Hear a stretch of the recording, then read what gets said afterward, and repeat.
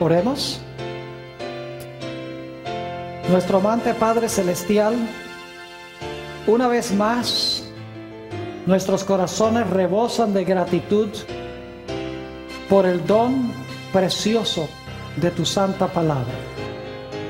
Pedimos, Señor, que al abrir esa palabra con reverencia, tu Espíritu Santo se acerque a nosotros y nos enseñe, pues queremos aprender cuál es tu voluntad para nosotros. Nos encomendamos pues en tus manos, agradeciéndote por tu compañía, porque te lo pedimos en el nombre de Jesús. Amén. Quiero saludar a cada uno de los que están reunidos aquí hoy para este tema, al igual que a todas las personas que están viendo este programa vía satélite por televisión. Estamos muy contentos que han sintonizado el programa que vamos a estudiar el día de hoy. Nuestro tema de hoy se titula Dos errores monumentales y mortíferos. Vamos a hablar de dos errores que han cautivado casi a todo el mundo. Hay muy pocos que no han aceptado estos errores. Es más, estos dos errores son gemelos.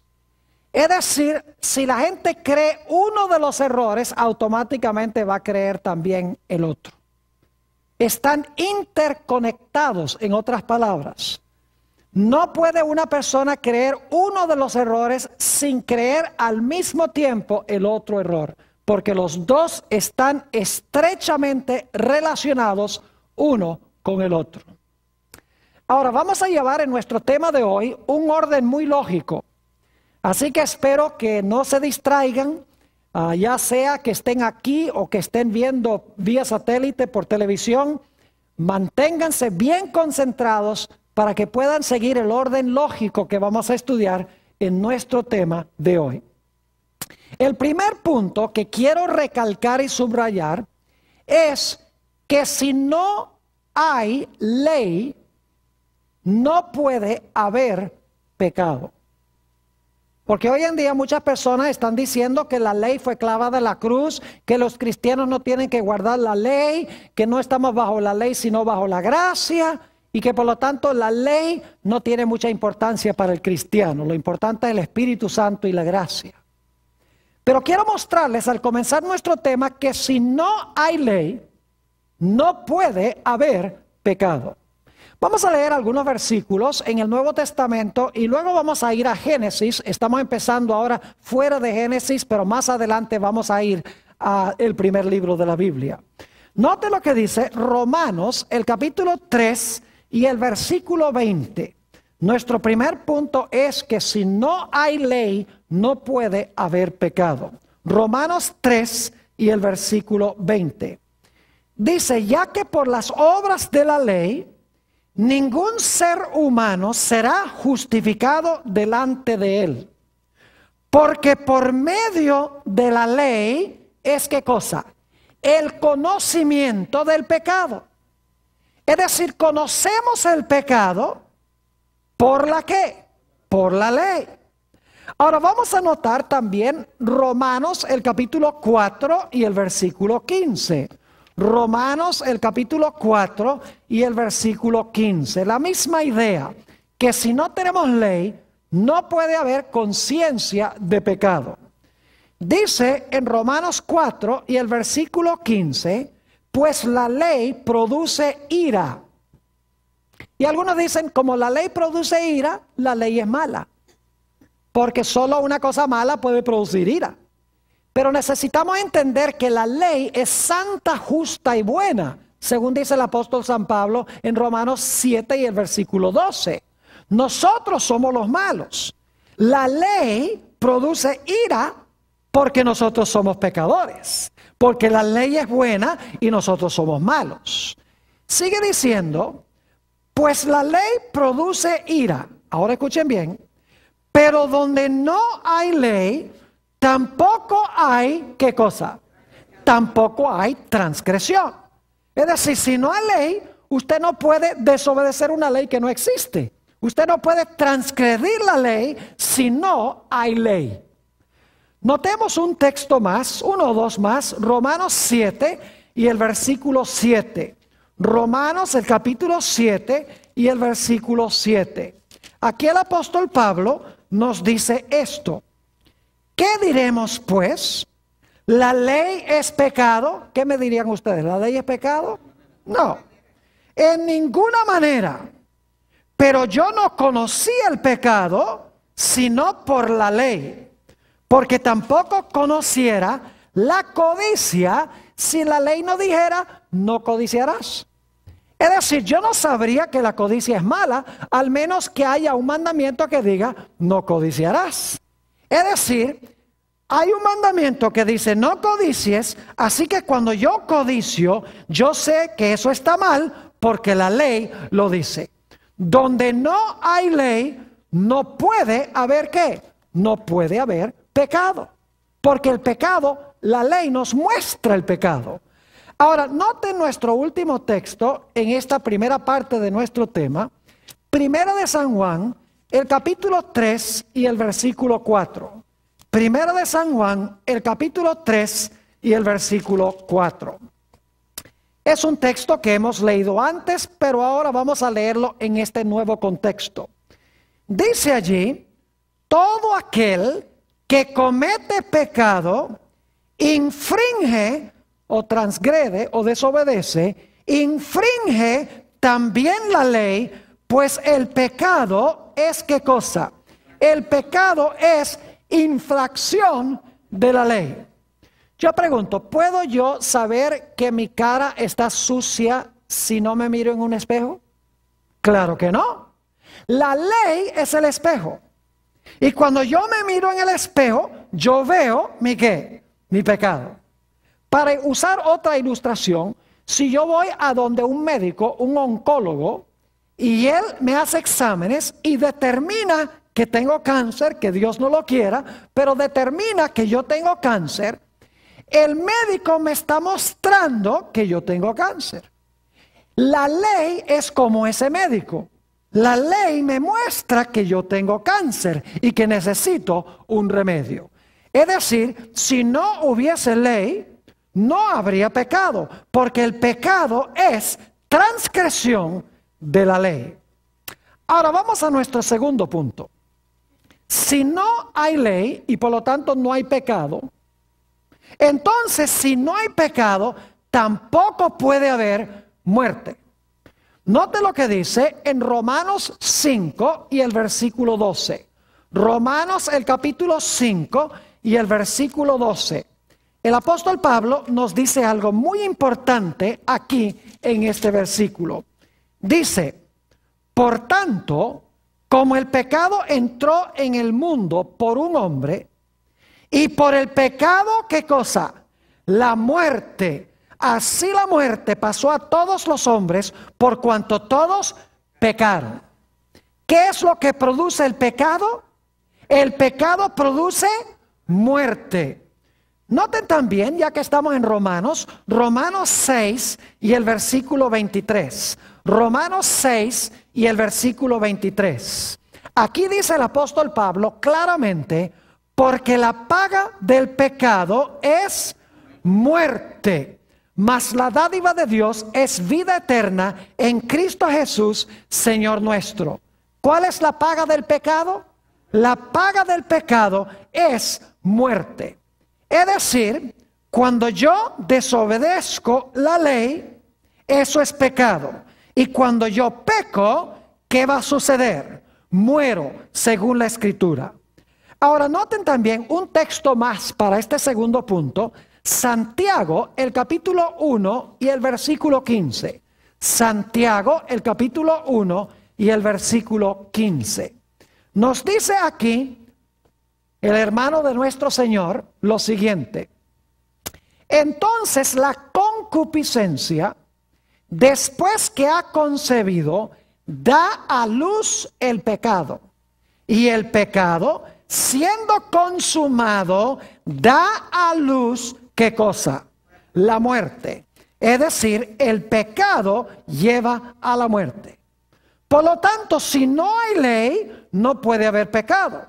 Y si no hay pecado, no puede haber ¿qué? No puede haber muerte. Pero ahora vamos a nuestro tercer punto en el orden lógico que llevamos. Si no hay ley y por lo tanto no hay pecado, y si no hay pecado y por lo tanto no hay muerte, eso tendría que significar que yo soy ¿qué cosa? Inmortal. ¿Me están entendiendo el punto? Si no hay ley y no hay pecado, y no hay pecado y no hay tal cosa como la muerte, entonces yo tendría que ser ¿qué cosa? Yo tendría que ser inmortal. Quiero que quede claro este punto, que es crucial. Si no hay ley, no hay pecado. Si no hay pecado, no hay muerte. Si no hay muerte, entonces yo soy inmortal. Ahora vamos a nuestro cuarto punto. ¿Quién, según la Biblia, es el único que es inmortal? Vamos a Primera de Timoteo, el capítulo 6 y el versículo 16. Primera de Timoteo, el capítulo 6 y el versículo 16. Aquí el apóstol Pablo nos va a decir quién es el único que tiene inmortalidad. Dice allí, y vamos a leer empezando el versículo 14 para el contexto, versículo 14 primero, que guardes el mandamiento sin mácula ni reprensión, hasta la aparición de nuestro Señor Jesucristo, la cual a su tiempo mostrará el bienaventurado y solo soberano, Rey de reyes y Señor de señores, el único que tiene inmortalidad, que habita en luz inaccesible, a quien ninguno de los hombres ha visto ni puede ver, al cual sea la honra y el imperio sempiterno. Amén. ¿Quién es el único que tiene inmortalidad? El único que tiene inmortalidad es Dios. Vamos también a Primera de Timoteo, el capítulo 1 y el versículo 17. Primera de Timoteo, el capítulo 1 y el versículo 17. Dice, por tanto, al Rey de los siglos, ahora escuchen bien, inmortal, invisible, al único y sabio Dios, sea honor y gloria por los siglos de los siglos. Amén. Fíjense que dice, por tanto, al Rey de los siglos, inmortal. ¿Quién es el único que posee inmortalidad? Solamente Dios posee inmortalidad. Nosotros no tenemos inmortalidad. Es más, la Biblia dice que nosotros tenemos que buscar la inmortalidad. Si hay que buscarla, no la tenemos. Noten Romanos, el capítulo 2 y el versículo 7, para que quede claro este punto. Romanos, el capítulo 2 y el versículo 7. Dice aquí el apóstol San Pablo, vida eterna a los que perseverando en el bien hacer, ahora escuchen, buscan gloria y honra e inmortalidad. Yo pregunto, ¿nosotros tenemos que buscar inmortalidad? Claro que sí. La Biblia dice que debemos buscarla. Si debemos buscarla, entonces no la tenemos como nuestra propiedad. ¿Está claro ese punto? Ahora repasemos lo que hemos estudiado hasta ahora. Punto número 1. Si no hay ley, no hay ¿qué? No hay pecado. Punto número 2. Si no hay pecado, no hay muerte. Punto número 3. Si no hay muerte, yo tendría que ser inmortal. Punto número 4. Solamente Dios es ¿qué? Inmortal. Ahora, hemos llegado a un punto muy crucial en nuestro estudio. Le voy a hacer en un momento una pregunta y tienen que tener una mente bien perspicaz para captar el punto que quiero recalcar. Si no hay ley, no hay pecado. Si no hay pecado, no hay muerte. Si no hay muerte, yo tengo que ser inmortal. Pero solo Dios es inmortal.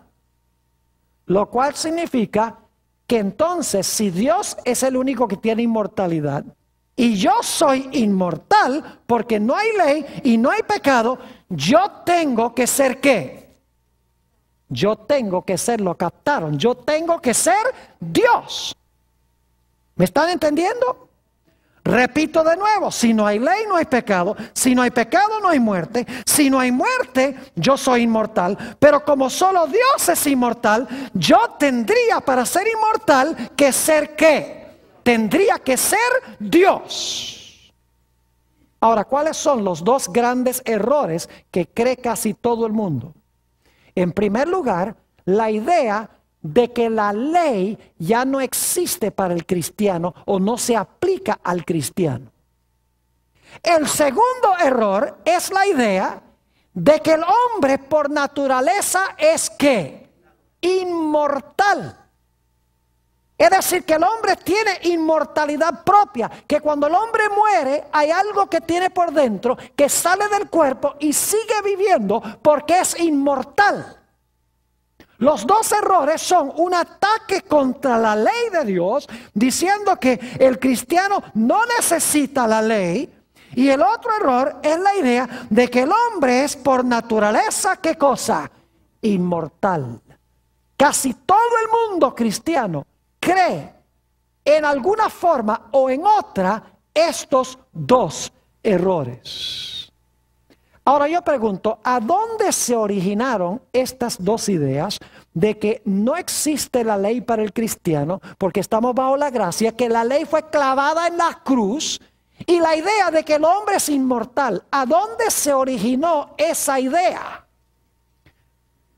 Pues yo quiero decirles que se originó en el libro de Génesis. Vamos a Génesis, el capítulo 3. Y vamos a empezar leyendo en el versículo 1 y me voy a enfocar especialmente en los versículos 4 y 5. Génesis 3, 1. Pero la serpiente era astuta más que todos los animales del campo que Jehová Dios había hecho, la cual dijo a la mujer: ¿con que Dios os ha dicho no comáis de todo árbol del huerto?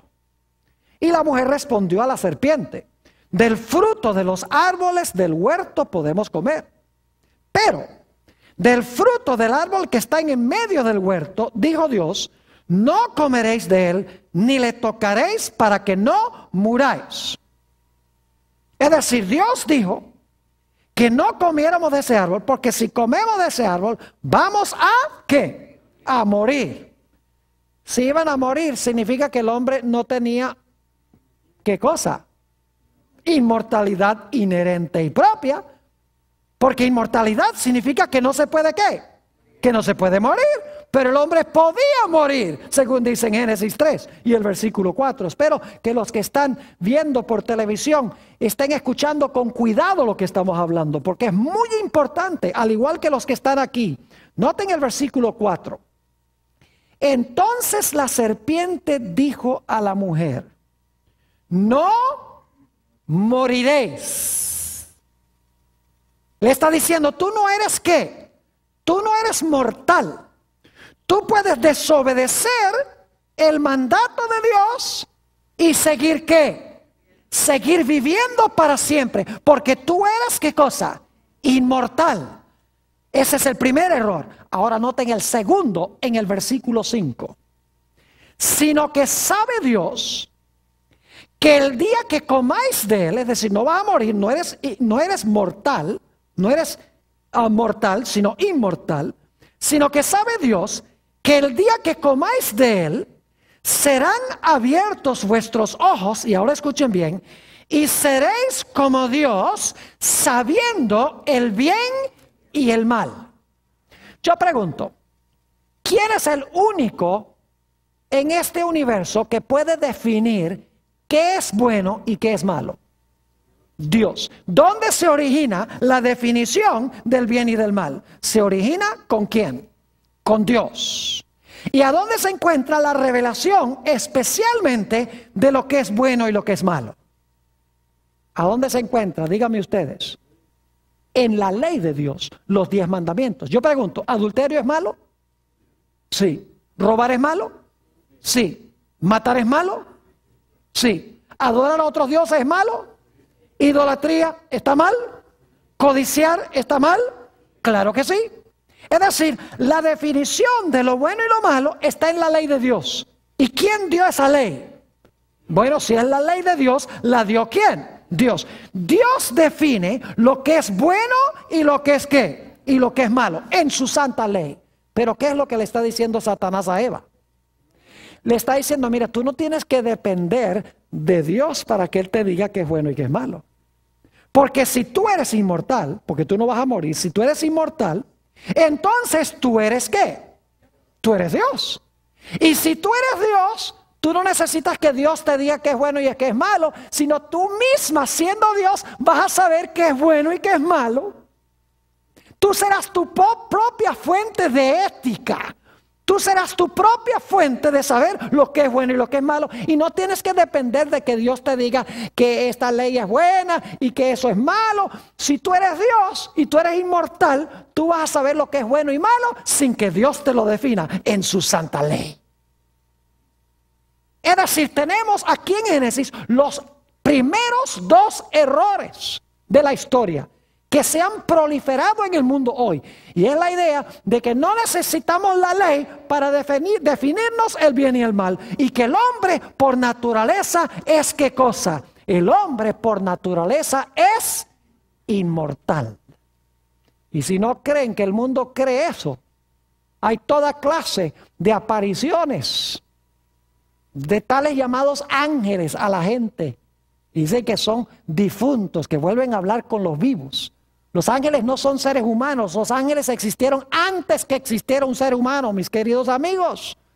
Dice en Job 38:7 que cuando Dios hizo este mundo, las estrellas del cielo cantaron, y las estrellas representan ángeles, ya estaban aquí. Es decir, los ángeles no son espíritus desencarnados que vuelven a hablar con los vivos. ¿Y qué diríamos de las apariciones de la Virgen María, tales llamadas? ¿Y qué diríamos de aquellas personas que tratan de comunicarse con los muertos a través de un individuo, de un medium o de un canalizador, como les dicen hoy en día? ¿Qué diríamos de todas las películas que está produciendo Hollywood con lo sobrenatural, con la idea de que los muertos no están muertos? ¿Qué diríamos en los púlpitos de las iglesias cristianas, a donde se está diciendo que cuando tú te mueres te vas directo al cielo? Si fuiste bueno o si fuiste malo, se va tu alma al infierno. Mi pregunta es, si cuando yo me muero me voy al cielo, entonces ¿a qué viene a buscarme Jesús cuando venga? Si ya me fui. ¿Me están entendiendo lo que estoy diciendo?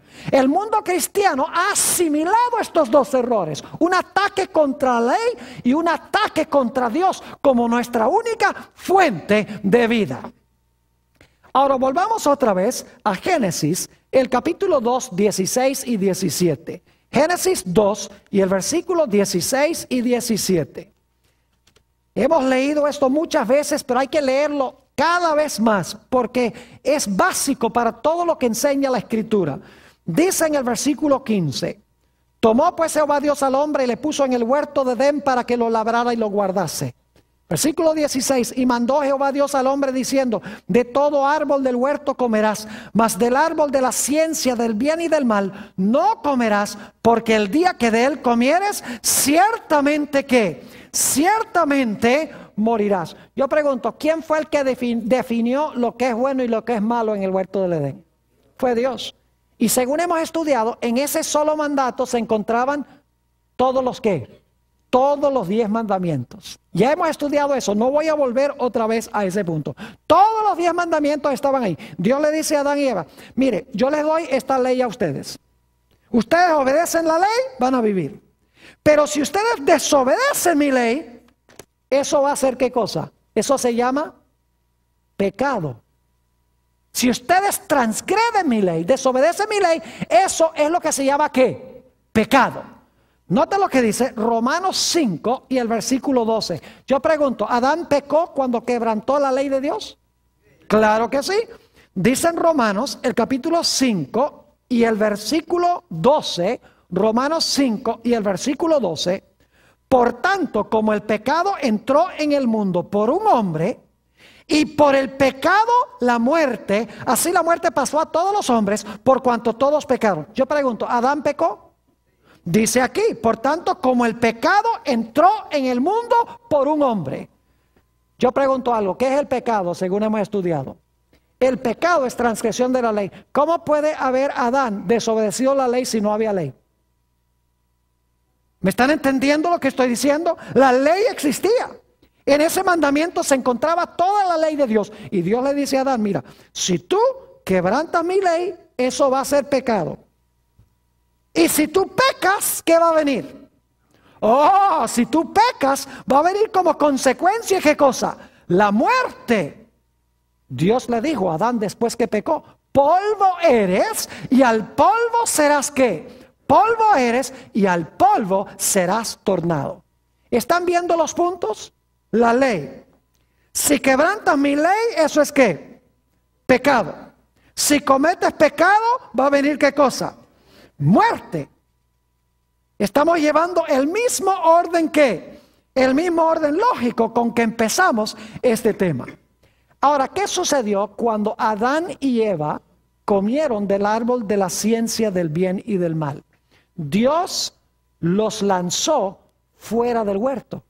Note lo que dice Génesis, el capítulo 3 y el versículo 23. Génesis 3 y el versículo 23. Dios los lanza fuera. Dice allí en el versículo 23, y sacó Jehová del huerto del Edén para que labrase la tierra de que fue tomado. ¿Qué pasó cuando Adán transgredió la ley de Dios y se hizo reo de muerte porque pecó? ¿Qué fue lo que hizo Dios? Lo sacó del huerto por haber desobedecido ¿qué cosa? La santa ley de Dios. Ahora yo pregunto, ¿por qué lo sacó del huerto? Noten Génesis 3 y el versículo 22. Dice, y dijo Jehová Dios, he aquí el hombre es como uno de nosotros sabiendo el bien y el mal. Ahora, alguno dirá, ve, ellos ahora sabían el bien y el mal como Dios. Lo que pasa es que Satanás estaba exagerando en qué sentido iban a ser Dios. En un sentido, Adán y Eva ahora eran como Dios, en el sentido de que Dios ya conocía el mal porque Satanás había pecado en el cielo. Dios no quería que Adán y Eva conocieran el mal. Pero como resultado de comer del árbol, ellos ahora, como Dios había conocido el bien y el mal, ahora ellos conocen el bien y el mal. Pero no era el sentido en que Satanás dice que ustedes ahora van a poder distinguir el bien y el mal sin la ayuda de Dios. Dice, y dijo Jehová Dios, he aquí el hombre es como uno de nosotros, sabiendo el bien y el mal. Y ahora escuchen esto. Ahora pues, que no alargue su mano y tome también del árbol de la vida y coma y viva para siempre. Y lo sacó Jehová del huerto del Edén para que labrase la tierra de que fue tomado. ¿Por qué sacó Dios a Adán y Eva del huerto del Edén? ¿Para que no qué? Para que no comieran del árbol de la vida y qué? Y viviesen para siempre. Fíjense lo que hemos visto. Dios dio una ley. Quebrantaron la ley. Eso fue pecado. Al cometer pecado, Dios dice, ¿ustedes van a qué? A morir. Dios los saca ¿de dónde? Del huerto del Edén, para que no puedan ¿qué? Comer del árbol de la vida y vivir para siempre. Ahora escuchen bien, si ya el hombre tenía inmortalidad, ¿de qué le hubiera valido a Dios echarlo del huerto? Si ya era inmortal, de nada le valía a Dios que lo echara del huerto, porque aunque lo echara, ya el hombre iba a seguir viviendo igual. El hecho de que Dios lo echó del huerto para que no comiera y viviera para siempre, demuestra que el hombre en sí mismo no iba a vivir para siempre. Ahora quiero que noten que cuando Dios lo echa del huerto, Dios coloca ángeles en la entrada del huerto. Noten Génesis, el capítulo 3 y el versículo 24. Génesis, el capítulo 3 y el versículo 24. Dice aquí, echó pues fuera al hombre y puso al oriente del huerto del Edén, ¿qué cosa? Querubines, son ángeles, y una espada encendida que se revolvía por todos lados para guardar el camino del árbol de la vida. ¿Qué colocó Dios a la entrada del huerto para que no pudieran volver a entrar y comer y vivir para siempre? Colocó ángeles a la entrada. Y quiero que noten lo que vino como resultado. Dos cosas. Y solamente voy a mencionar estos versículos. En Génesis 3:17 dice que entró a la tierra la maldición. Dice, por cuanto obedeciste la voz de tu mujer y comiste del árbol de que te mandé, diciendo que no comieses, maldita será la tierra por causa de ti. Es decir, entró a la tierra, ¿qué cosa? La maldición. Y saben que en Génesis 3 y 4 se usa esa palabra maldición 3 veces. Se usa también para describir a Caín cuando mató a su hermano. Dice, maldito serás. Es decir, ahora como consecuencia del pecado entra la maldición. Y también según Génesis 3:19 entra la muerte. Ahora repasemos todo este proceso. Dios tenía una ley. En ese mandamiento se encontraban todos los 10. Cuando Adán y Eva quebrantaron esa ley, pecaron. Cuando pecaron, Dios les dijo, van a morir. Dios los echó del huerto. A la entrada puso ángeles para que no pudieran comer del árbol de la vida. Y como resultado vino la maldición y también vino ¿qué cosa? Vino la muerte. Ahora yo quiero que ustedes vayan conmigo al libro de Apocalipsis para ver cómo Dios va a deshacer lo que sucedió al comienzo. Note lo que dice Apocalipsis, el capítulo 22 y el versículo 14. Apocalipsis, el capítulo 22 y el versículo 14. Y este versículo reza de una forma distinta dependiendo de la versión que ustedes estén leyendo. Yo estoy leyendo particularmente de la versión de 1960. Si leen la de 1977, la de 1909, Reina Valera, van a encontrar que la traducción es distinta. Yo creo que la traducción del 60 no es la más correcta y van a ver por qué razón. Dice en el versículo 14, bienaventurados los que lavan sus ropas. ¿Alguien tiene una Biblia que dice diferente que eso? Varios tienen una Biblia que dice bienaventurados los que ¿qué? Los que guardan sus mandamientos. Ahora escuchen bien, los que guardan sus mandamientos, para tener derecho, ¿qué cosa? Al árbol de la vida, y para entrar por las puertas en la ¿qué? En la ciudad. ¿Saben por qué yo creo que la traducción correcta es bienaventurados los que guardan los mandamientos? Porque esto deshace lo que pasó en Génesis. En Génesis, Adán y Eva, ¿qué hicieron? Quebrantaron los mandamientos. Como resultado, ¿qué pasó? Pecaron. Cuando pecaron, ¿qué hizo Dios? Los echó ¿de dónde? Del huerto. Para que no pudieran ¿qué?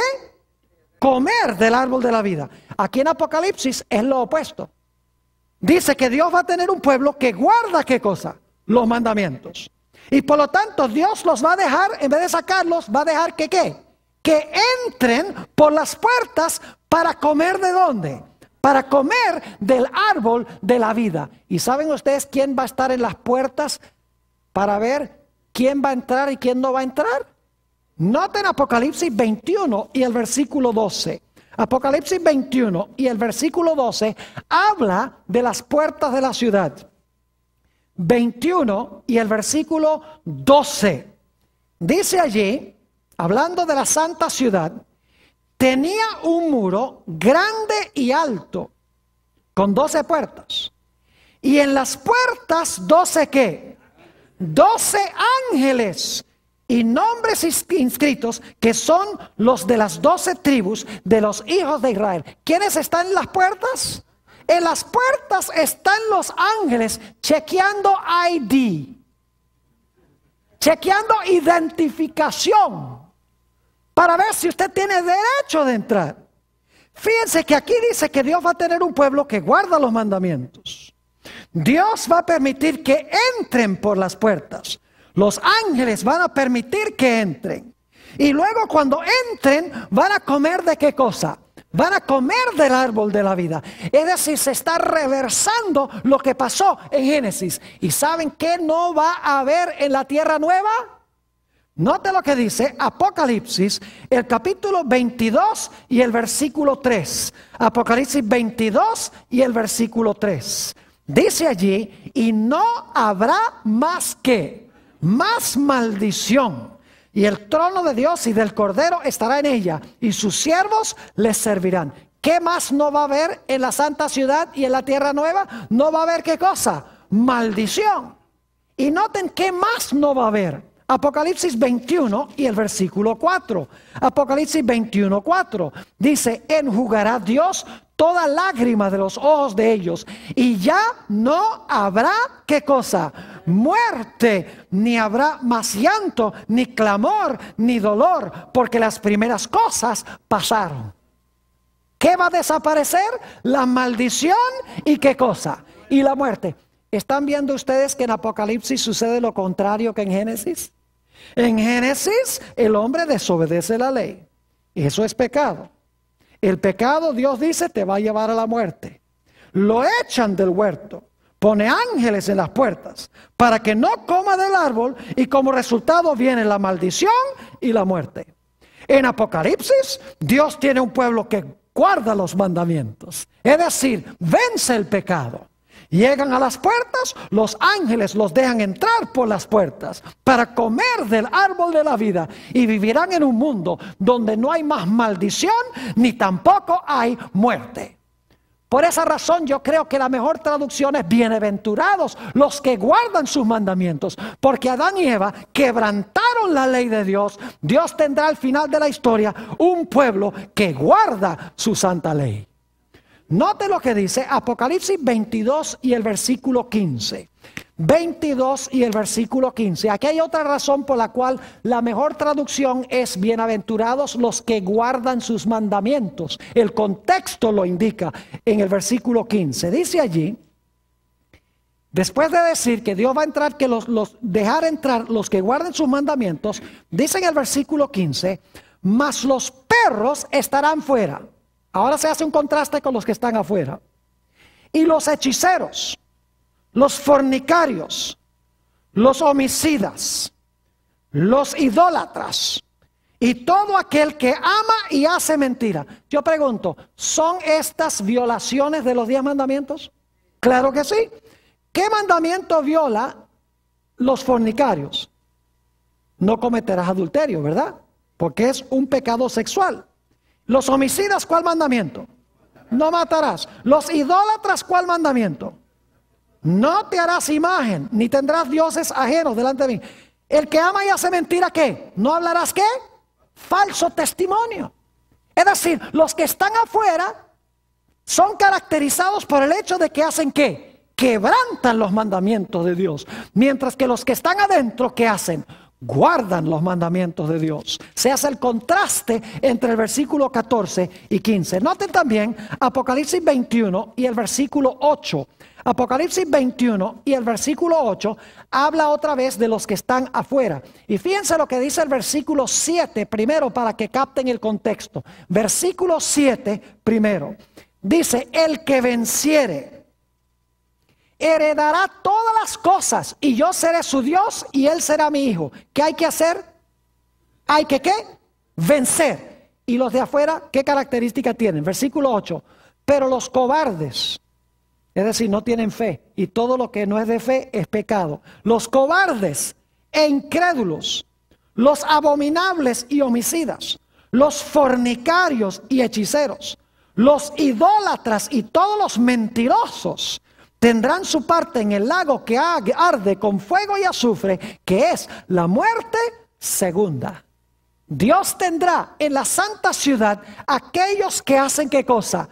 Que guardan los mandamientos de Dios, mientras que afuera están los que pisotean los mandamientos de Dios. Ahora yo me pregunto, lo que yo me pregunto es, ¿cómo es posible que se hable de la gente que guarda los mandamientos de Dios si los mandamientos fueron clavados en la cruz? ¿Me están entendiendo lo que estoy diciendo? Es ridículo pensar que la gracia ahora hace innecesaria la ley y crucifica la ley. Eso no me resuelve ningún problema. Es como, por ejemplo, si hay un policía que me pone una multa por comerme un semáforo, Yo digo, desháganse de ese policía, desháganse de la ley. ¿Qué clase de mundo sería este? Si nos deshacemos de la ley para salvar al criminal. Lo que hay que hacer no es deshacerse de la ley, sino cambiar el corazón del criminal. ¿Me están entendiendo lo que estoy diciendo? No solo los que están aquí, sino los que están viendo también vía satélite. Ahora, quiero ir a Génesis 3:21 de nuevo. ¿Quién nos salvó de la muerte? Jesús. El mismo día que Adán y Eva pecaron, ¿qué hubo en el huerto del Edén? Esto lo hemos estudiado. ¿Un qué? Un sacrificio. O dos sacrificios, mejor. Y de los sacrificios Dios tomó túnicas ¿de qué? De pieles y vistió a Adán y Eva. ¿Qué estaba avisando Dios? Estaba Dios diciendo que corderos iban a morir, ¿qué cosa? En lugar de morir ¿quién? En lugar de morir el hombre, el Cordero de Dios que quita el pecado del mundo iba a morir en lugar de ellos. Como dice en Gálatas el capítulo 3 y el versículo 13, el Señor Jesucristo sufrió la maldición de la ley. Él se hizo por nosotros maldición. O como dice el apóstol San Pablo en 2 Corintios 5:21, dice: al que no conoció pecado, Dios le hizo pecado, para que nosotros pudiésemos ser hallados la justicia de Dios en él. Es decir, Jesús murió la muerte que yo debo morir para que yo pueda ¿qué? Vivir.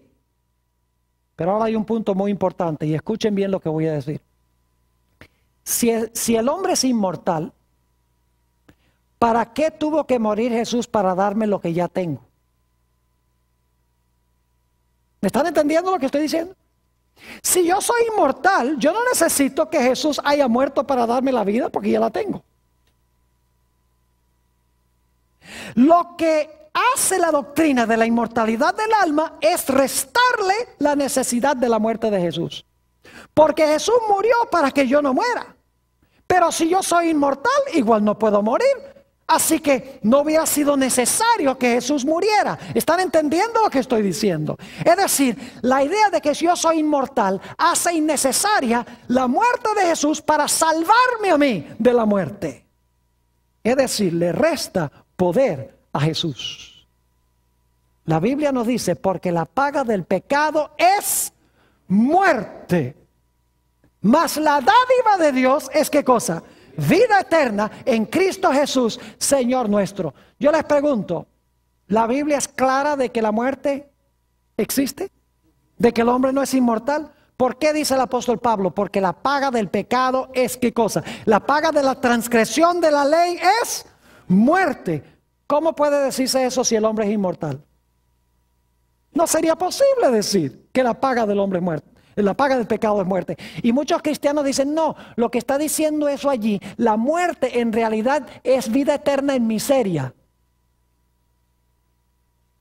Pero la muerte es dejar de existir. Vamos a tener un tema completo sobre la muerte en esta serie. Vamos a encontrar que la muerte es inconsciencia total hasta el momento de la resurrección. Es decir, cuando el hombre muere, está muerto hasta que Cristo venga a resucitarlo en la resurrección de vida o en la resurrección de condenación, como dice la Sagrada Escritura. Es decir, en el tiempo interino, el hombre no tiene vida en sí mismo. Si la vida eterna es un don de Dios, yo no lo tengo. Tengo que recibirlo de manos de ¿quién? Tengo que recibirlo de manos de Jesús. Note lo que dice Primera de San Juan, el capítulo 5 y los versículos 11 y 12. Primera de San Juan, el capítulo 5 y los versículos 11 y 12. Muy interesante, esta declaración es categórica. Dice allí: y este es el testimonio, que Dios nos ha dado vida eterna, y esta vida está ¿dónde? Esta vida está en su Hijo. ¿A dónde está la vida eterna? ¿En nosotros? No, la vida eterna está en su Hijo. Y ahora escuchen esto: el que tiene al Hijo tiene la vida. El que no tiene al Hijo de Dios no tiene la vida. ¿Puede ser más clara la Biblia que esto? Que el que tiene a Jesús tiene la vida porque Jesús es la vida. El que no tiene a Jesús no tiene la vida porque Jesús es la vida. Es decir, yo no tengo inmortalidad y vida en mí mismo. ¿Saben ustedes que estos dos errores se van a proliferar, según la Biblia, muchísimo en el mundo al final de la historia? Tanto el espiritismo, y no estoy hablando de ese espiritismo craso a donde uno va a un salón oscuro y entonces tiene una bola de cristal o se agarran todas las manos para llamar a alguien de entre los muertos. Hoy en día el espiritismo es mucho más refinado, es mucho más sofisticado el espiritismo hoy. Lo único que tienen que hacer es mirar en la televisión a Walter y las estrellas. Ese es un espiritismo sofisticado. La astrología es espiritismo. La idea de que uno puede comunicarse con los muertos es espiritismo. La idea de que uno puede leer el destino en las estrellas es espiritismo. Es decir, el espiritismo es muy extenso. Es no solamente meterse en un salón oscuro para tratar de llamar a una persona que está muerta para que le revele a uno el pasado o el futuro. La Biblia también dice que en los últimos días, además de los espíritus de demonios haciendo señales para engañar a los moradores de la tierra y de todo el mundo, dice también la Biblia que en los últimos días los cristianos se van a lanzar en contra de la santa ley de Dios. Note lo que dice en San Mateo 24 y el versículo 12. San Mateo, el capítulo 24 y el versículo 12.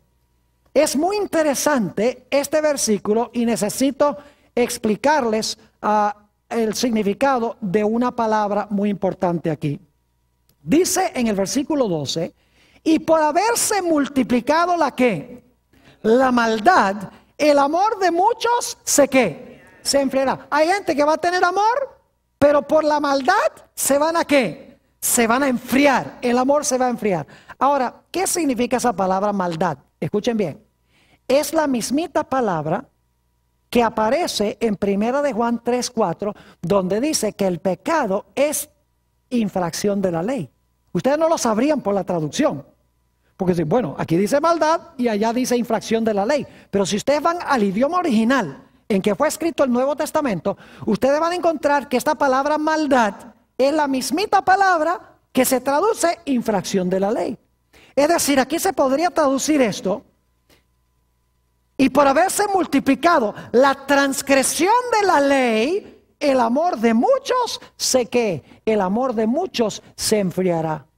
Leímos en nuestro último tema, San Mateo, el capítulo 7 y el versículo 21 al 23. Vamos allí nuevamente. San Mateo 7 y el versículo 21 al 23. Aparece esta mismita palabra, infracción de la ley, para que vean que aún cristianos en los últimos días van a infringir la ley de Dios. Porque van a creer que la ley de Dios ya no está vigente para el cristiano, que lo único que importa es la gracia o el Espíritu Santo. No me entiendan mal, yo creo en el Espíritu Santo, pero la Biblia dice que Dios le da su Espíritu Santo a los que le obedecen.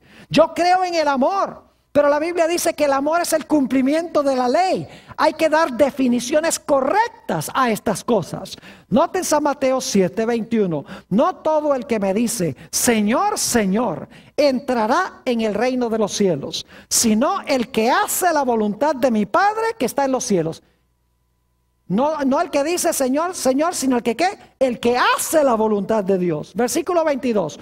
Muchos me dirán en aquel día, Señor, Señor, ¿no profetizamos en tu nombre? ¿Y en tu nombre echamos fuera demonios? ¿Y en tu nombre hicimos muchos milagros? Yo pregunto, ¿esos milagros eran genuinos? No. ¿Ese echar fuera demonios era genuino? No. ¿Esas profecías eran genuinas? No. Porque fíjense lo que dice Jesús, versículo 23. Y entonces les declararé, nunca os conocí. Ni cuando estaban haciendo los milagros, fíjense. Nunca os conocí. Apartaos de mí, hacedores de maldad. La misma palabra que se puede traducir los que transgreden o desobedecen la ley de Dios. Yo pregunto, ¿va a haber mucha gente en los últimos días que van a hacer milagros y van a lanzar demonios y van a dar muchas profecías que Jesús va a decir, yo no los conozco a ustedes porque son transgresores de mi ley? Claro que sí. Y la Biblia dice que van a odiar, Satanás va a odiar a esta gente, porque dice en Apocalipsis 12:17 que el dragón se airó contra la mujer y se fue a hacer guerra contra el remanente de la simiente de ella, los cuales guardan los mandamientos de Dios y tienen el testimonio de Jesucristo. Yo me pregunto, ¿cómo es que Dios puede tener un pueblo que guarda los mandamientos si fueron clavados en la cruz? Es que no tiene sentido. Pero la gente, los cristianos, se comen el cuento. Los ministros se paran y predican estas cosas y todo el mundo dice aleluya y amén, sin pensar y sin estudiar la Biblia por ellos mismos. Por favor, escuchen los que están viendo vía satélite, por televisión. Ustedes también aquí. Estos son asuntos de vital importancia. Los dos ataques de Satanás al final de la historia va a ser contra la ley y contra la idea de que el hombre es mortal.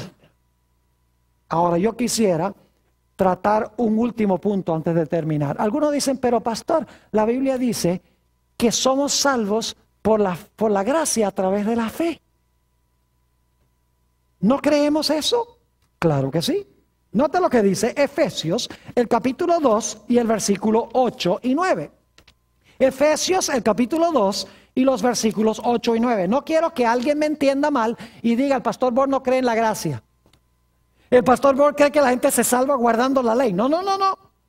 La gente se salva por la gracia de Jesús y por amor a Jesús guarda la ley. Si no guarda la ley es porque no ha recibido la gracia de Jesús. Porque Pablo dice que somos justificados por la fe sin las obras de la ley. Mientras que Santiago dice, ¿no viste que Abraham y Rahab fueron justificados por obras? Y algunos dicen, hay contradicción en la Biblia, porque Pablo dice justificados por la fe sin obras, y Santiago dice que fue justificado Abraham por obras. Lo que pasa es que Pablo y Santiago están mirando dos diferentes problemas. Pablo está tratando con aquellas personas que dicen, oh, yo soy salvo por fe y no importan mis obras. Mientras que Santiago está tratando con aquellas personas que dicen, yo soy salvo por fe, y tratan mal a la gente y dicen que de todas maneras son salvos. Es decir, el apóstol Pablo está tratando con la gente que profesa obrar mucho y ser salvos por fe, mientras que Santiago tiene que ver con aquellas personas que dicen que tienen fe y no obran nada. Ahora noten Efesios 2 y el versículo 8 y 9. Porque por gracia sois salvos. ¿Cómo somos salvos? Por gracia. Por medio de la fe. Y esto no de vosotros, pues es don de Dios. No por obras para que nadie se gloríe. ¿Cómo somos salvos? Por gracia a través de la ¿qué? A través de la fe. Y alguno dice, ve, ahí está clarito, pastor, que las obras no importan, porque el apóstol Pablo dice que somos salvos por gracia a través de la fe. Y esto no es de nosotros, es don de Dios. No por obras para que nadie se gloríe. Lo que pasa es que la gente no lee el versículo 10. ¿Ve? Hay que leer el siguiente versículo. Cuando somos salvos por gracia a través de la fe, ¿qué va a pasar? Versículo 10. Porque somos hechura suya, creados en Cristo Jesús. Es decir, hemos nacido de nuevo cuando somos salvos por gracia. Creados en Cristo Jesús. ¿Para qué? Para buenas obras, las cuales Dios preparó de antemano para que anduviésemos en ellas. ¿Espera Dios que produzcamos buenas obras? Sí, cuando hemos sido creados en Cristo Jesús como nuevas criaturas, vamos a andar en las obras que Dios creó para que andásemos en ellas. Permítame darles una ilustración para que podamos entender. Cuando ustedes arrancan su carro por la mañana, ¿cuáles ruedas se mueven primero? ¿Las de adelante o las de atrás?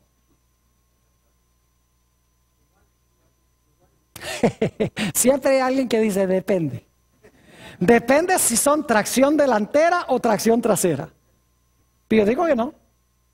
Porque si es tracción trasera, el momento que se mueven las ruedas de atrás, las ruedas de adelante simultáneamente se mueven también.